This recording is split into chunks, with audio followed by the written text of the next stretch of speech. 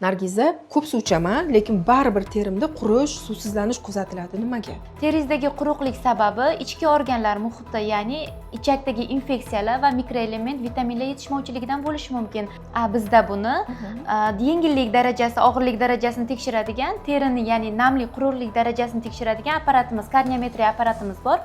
Xohlasangiz hozir siz tekshirib ko'ramiz. Tekshirib bering bo'lmasa.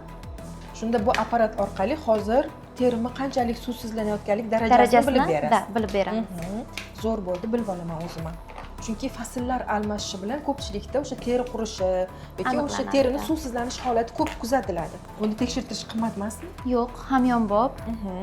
35 chiqdi. Sizda yengil quruqlik darajasi kuzatilyapti. Yana qo'shimcha tekshiruvlardan o'tkazib, sizda aniq quruqlik darajasiga qarab davo choralarini ko'ramiz. Siz ham teringizni quruqlik darajasini bilishni xohlasangiz, karniometriya apparatimizda hamyonbop narxlarda bizning markazimizga murojaat qilib, tekshiruvlardan o'tkazishingiz mumkin.